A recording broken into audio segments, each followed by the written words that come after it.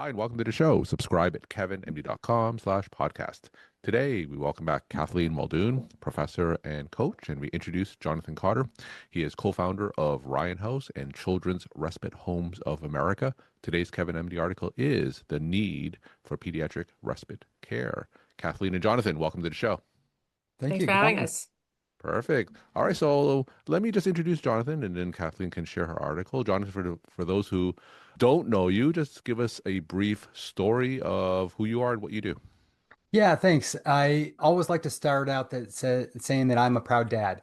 Like Kathleen, my family is one of these families that's on this journey ourselves. We're an Arizona family, but our story really began when professionally I had an opportunity to move to London, England, where our second son, Ryan, was born. Mhm. And that was 20 plus years ago at this point. Ryan was diagnosed with a life-limiting condition called spinal muscular atrophy. 20 years ago, there were no treatments and no cures for that disease. And we were told not to expect him to live to his second birthday. So that was devastating news. We were 11 hours away from the closest family members, all back in Arizona. And we were really struggling to figure out how to live life now at this point and to kind of really support our young son and our young family. We were referred to a place called Helen House, which is the world's first children's hospice home that we'll talk more about. And eventually, Ryan did survive to his second birthday. He lived a very joyful, amazing life, very challenging for sure, but he lived for 17 and a half years. He Mm. died almost 7 years ago this weekend, actually. And so those have been some significant tipping points in my journey and really what this conversation is really about. We're now back in Arizona and excited to have this conversation. All right. And Kathleen, you wrote this article, The Need for Pediatric Respite Care. For those who didn't get a chance to read that article, tell us what this one is about. Yeah, thanks. Well, this one is kind of continuing making visible parts of my journey that I think are not visible in typical fashion to your audience, right? And Mm. clinicians. And so, as you know, I'm a med school professor and also the parent of a medically complex child. And my family has lived inside kind of both worlds where I can talk the talk and I'm in the business of making hopefully humanistic and whole person centered care doctors, but also living the 24/7 caregiving world. And that includes like feeding tubes and seizures and specialists and the whole alphabet of diagnoses that have kind of accumulated over time for my middle son, Gideon. And I think what I think is really important, what Jonathan and I have kind of partnered on is that behind all of that medicine are basically families trying to stay upright, and I don't know that that part is always visible to the clinicians. And what I've learned is that caring for a child like mine, like I've known the diagnoses, I've taught about them, and I taught how, what treatments are like and how do we recognize it. But it's not just medical care, it's emotional labor Yeah. and it's logistics and it's advocacy. And frankly, it's a lot of love because I love my life and I love my family, but it's intense. And I think support for caregivers is almost non-existent. And it's given current changes in the landscape, it's those factors and that invisible labor is really the burden of that on families is becoming more and more apparent. And so, for us, finding a pediatric respite center in Arizona here, co-founded by Jonathan, called Ryan House, named for his son, is a life changer, not just for my son's care, but for our whole family, because this is a place that, yes, has all the medical equipment, so he is safe to go there, but it's a place where nurses know him by personality, not by diagnosis. And they know our whole family. And they invite us to like events that Mhm. also allow us to share our lived experience with other family. And so, what my reason for writing the article was really to draw attention to the fact that respite care is part of the medical plan. And, there are ways in which clinicians can know about what's available in their areas, what's not available, what they can do to help things become available, and just the questions that you can ask in the context of, your 15 minutes of clinical care that can really make a difference for a family like mine. So, Kathleen, for those who may not be familiar with caring for a medically complex child, obviously, as you said, you're a busy medical school professor as well as a parent of a medically complex child. Just paint us a picture, give us some scenarios about what your day-to-day life is like and some of the challenges that may not be immediately obvious. So I think, my son has 18 medical specialists, and that's not including the related service providers or the services that he gets at school.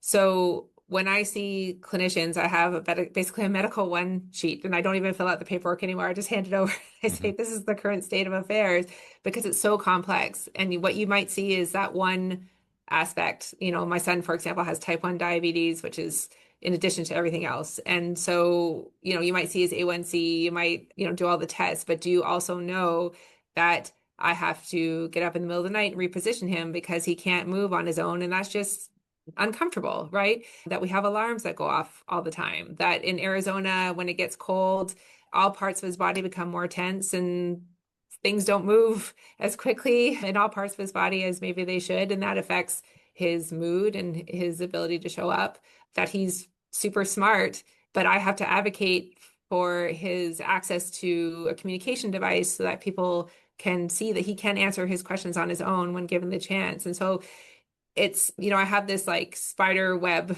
diagram that I show the med Hmm. students sometimes that show all the different specialties, how they interact, how I have to manage it. And that's in addition to the fact that I have a full-time job. My husband has a full-time job. I have two other kids, and they're also impacted by that management, by the time that is taken up by me to do that management, by the mood in our house, the hum of emotions. And, I think even everybody can relate to this. If you are a parent or you've gone through any stressful time, like you need breaks. Yeah. Like, people can just go out the street and get the teenage, neighbor to be a babysitter, but we can't do that. That's not safe for my son. It's not even legal, I don't think. So I think having access to the fact that understanding my life is probably a little more complex, but I'm not going to play disability Olympics here, but it's a lot going on, and having a safe place, is really important so that we do get those, so that we can keep going, Hmm. Jonathan, you are the co-founder of Ryan House and Children's Respite Homes of America. Tell us a little bit more about Ryan House and some of the families that you interact with there. As I kind of referred to in the opening, this is a model based in the United Kingdom. It's a community-based caregiving model, freestanding, really focused on medically fragile, very complex medically fragile children and their entire families, especially those that are on life-limited journeys. So there is that, not only that medical care that Kathleen just described, but also that psychosocial emotional supports. These are really tough emotional journeys, high stress, high Mhm. divorce rates, anticipatory grief. How do you find joy in your child's journey, knowing that you're also kind of supposed to be planning for a funeral or a potential death? I mean, that's just really intense kind of work. We were referred to it, as I said, in London, England, at a place called Helen House, the world's first. There are now 54 of these kinds of community-based models across the United Kingdom. It's a very established, mature industry, if you will, in the United Kingdom. But when it was first presented to us, it was described as a children's hospice home. And so my wife and I were very reluctant to go because we immediately interpreted that as death, dying, giving up, lack of hope. And so we just rejected it and we just said that's not for us. It was the actual physical therapist around us that really kept working with us and saying, look, we noticed that you're really stressed. You guys are really running ragged, lack of sleep. This is a place to support your family along these difficult journeys, to provide overnight respite, a safe haven for a trusted team to care for your child so that you can truly get a good night's sleep. So we finally agreed to go, and we walked in the door expecting a nursing facility, expecting a hospital kind of facility. It was not like that at all. It was truly a home away from home. It was what I describe as a blanket of love. We got to interact with other families going through similar things. Every child is unique, every family's on their own journey, but we are bonded by this pressure. And so, had Kathleen and Gideon been at Helen House when we were there, we still would have connected and bonded, and we would have cried together. We would have shown pictures of our children together, and we would have just connected at the heart. Along this journey, so it is any child, it's regardless of diagnosis, the common bond is these children are not expected to live into adulthood. And so there's that really that kind of overarching theme to this whole thing. We had the opportunity to stay at Helen House over the course of a year and a half while we were still figuring out life now and trying to figure out how to move back to the United States. On our last stay at Helen House, we asked the team, how do we continue this kind of care in Phoenix? Because this has now become very important to us. And they said, yeah, no, there's none of these in Arizona. In fact, there's none of these in the United States. And so we thought that stunk, but nothing we could do about it. We did move back to Phoenix right before Ryan turned 2, did celebrate his second birthday, got associated with Phoenix Children's Hospital, which is the local children's hospital here in town. I got a job and life resumed, and we were doing the life that Kathleen just kind of described that she does with her family. Well, within about a year of being back, my wife started passionately talking about our Helen House experiences. A community started to rally around her, including myself. And everybody kept saying, I can't believe this doesn't already exist. This needs to happen. And so after a community meeting, it became a tipping point that my wife and I drove home and said, I think everybody's telling us we need to do this. I guess we're doing this. And so that was the moment that we then decided to incorporate what became Ryan House. We were very fortunate to have some amazing community leaders get involved with this project. My wife and I had no idea how to start a nonprofit, had no idea how to do any of this stuff. My professional career is marketing and sales. My wife is a kindergarten teacher. This is not really a medical model or a big business kind of model. It really is from the heart, caregiving, family-centered care. And so this community really came together and was willing to raise money. It took us millions of dollars to 6 years later finally put a shovel in the ground, build what is now a 12,500 square foot brick and mortar in the center of Phoenix building that is Ryan House. It is 8 children bedrooms, 3 family suites, specialty rooms, so a dedicated art room, music room, hydrotherapy pool, fully accessible playground, a sanctuary for difficult conversations, because the team there knows the kids and the family so well that they're going to have they're going to have conversations about anticipatory grief, or they're going to talk about sibling support. I mean, in our family journey, our older son is about 2.5 years older than our son Ryan was. And so when he was in his grade school years and kids were coming up to him and saying, Hey, I hear your son's going to die or your brother's going to die, how's a brother supposed to handle that question? And so that's just not what a third grader is supposed to be answering. And so those are the kinds of things that the interdisciplinary team that includes a child life specialist and a social worker, chaplain services for those that really, are finding relief in religion or in faith or in spirituality, that all comes into play in these kinds of conditions. So it just truly is an amazing thing. And it's now been open for 15 years. We have served thousands of families with overnight respite and palliative care supports along these journeys. We've also been that place for end of life care. So Ryan House has served over 550 children with end of life care. So Ryan took his last breath at Ryan House in December of 2018. For those on the podcast that can actually visually see us, I don't blur out my background because I'm clearly in Ryan's bedroom. Mhm. I love being in this space. This is where Ryan lived. He lived in this room for 17 and a half years. He did not die in this room.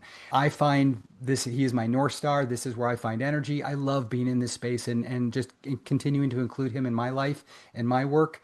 When I go give tours of Ryan House and I walk into the room that he died in, I want to be in that room every once in a while, but I want to do it in doses because that's a very heavy room for me. Mhm. I want to feel that intensity every once in a while, but I also want to dose it as I need to personally. And so that's just, I don't know, could go on a long time for that kind of stuff, but it's a really special place. Phoenix is very fortunate to have this jewel. Kathleen, what's the experience like for Gideon when he goes to respite home like Ryan's house, and tell us about the impact it has on both you and your family, Kathleen? Yeah, I mean, that's a great question. That's exactly the question that I hope clinicians ask, right? So for Gideon, we call it his camp. So he goes 3 or 4 times a year for like a long weekend or up to a week. And he is able to be away from us, which I kind of think he likes because sometimes he's telling me to get out of his space these days. He's 12 years old now. But he has access to all this like great fun stuff. There's an accessible playground outside. He is someone who's very motivated by visual, like sensory things. And there is a sensory room. He can make videos to send us. There's a heated pool all year long. So he really likes going. And when we tell him we built it up over a few days, you're going to camp, he really gets excited. And when they know him so well that they know what room he likes. That's the treehouse room. And so he's usually in that room, which is, near to the nursing station because he does have like complex needs and he knows where he is. He shows his joy viscerally. Mhm. And that makes me feel better about leaving him there, because when he goes, we arrange the time, because it does take about 6 months for us to arrange the time for him to go, because we have to have, if we were going out of town with my husband for our respite, then we have to have like a caregiver for our other two children come in. And so that takes a lot of arranging. But, so it can get stressful to arrange your life to have this respite. But when you do, when we're driving away, we know he's safe. We know that we can be up in northern Arizona for our 20th wedding anniversary, which we attribute in part to having respite care, so that we have that time to reconnect and we can, just unwind, right? And spend time together, spend time doing things in parallel next to each other, not have to worry about who's going to be the person to get up for the alarms, etc., and those kinds of things. And my other kids then also have space, either if we're with them, if we just have, time to do things that Gideon would not enjoy or that he can't do. He can't go camping, he can't go hiking, or have some time alone with whoever has come into town to help us get away. They love that kind of stuff, right? And it allows them to know that they are also whole human people that are allowed to have their feelings, that we as a family are allowed to have breaks.